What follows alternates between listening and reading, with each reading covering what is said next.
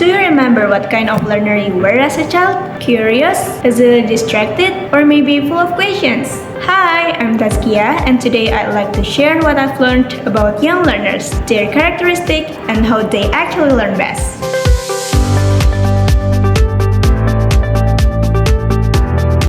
When we say young learners, we usually refer to children aged around 5 to 12 years old. This age group typically includes kids in early primary to upper elementary school. They are at a stage where they're learning not just language but also how the world works, and they do it in their own special ways. So, what makes young learners unique?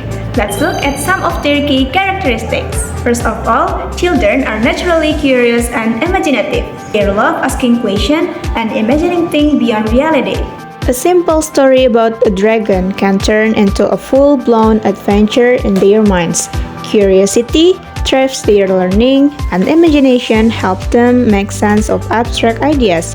That's why storytelling, roleplay, or even drawing can help them engage more deeply.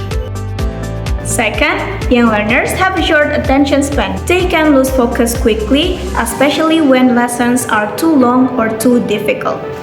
That's why it's important to break activities into smaller chunks, use quick transitions, and keep things dynamic, like using songs, games, or quick challenges every few minutes. Simple changes like switching from sitting to standing, moving from writing to speaking, or adding movement-based tasks can really help you energize them. The third is they learn best through repetition. Repetition helps children absorb and remember new information. That's why we often use songs or daily routines in class. Repeating the same language structures or vocabulary in varied ways helps young learners store that knowledge in their long-term memory.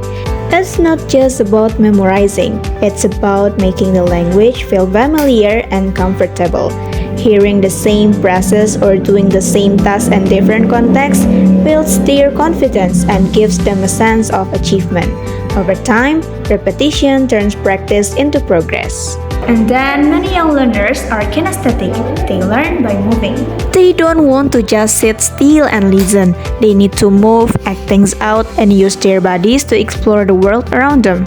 Activities like total physical response or even simple hand gestures during songs give them the chance to physically engage with the material. Movement helps them process and remember information better because it connects language with real actions and experiences. Plus, it keeps the energy in the classroom positive and focused. When their bodies are involved, their brains are too. Lastly, children respond well to visual and auditory input. Bright visuals, songs, videos, gestures, and an expressive tone of voice all help grab young learners' attention. They are highly responsive to sensory input, so the more colorful, lively, and interactive the learning experience is, the more likely they are to stay engaged. For example, rather than simply explaining a new word, using a clear image, performing the meaning through actions, or incorporating it into a song can make the word more memorable and easier to understand. So, based on those characteristics, how do young learners actually learn?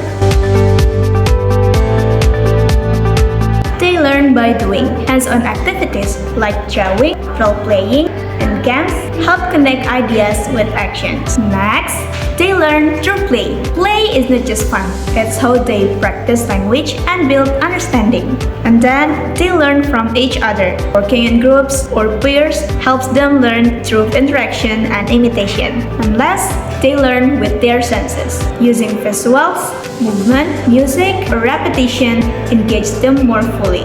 All of these ways of learning are connected, and they happen naturally when the environment supports them. That's why, as teachers, our role is not just to deliver information, but to create learning space where young learners can move, talk, explore, and express themselves freely. When a child makes some things like a toy, sings a song, or acts out a short conversation with a friend, they're not just having fun. They're actively engaging with language and connected into real-life actions, helping them understand and remember it better. So, young learners might be active, noisy, and full of energy. But it's just how they grow and learn. It's not always easy, but it's always worth it. That's all. Thanks for watching. Until next time.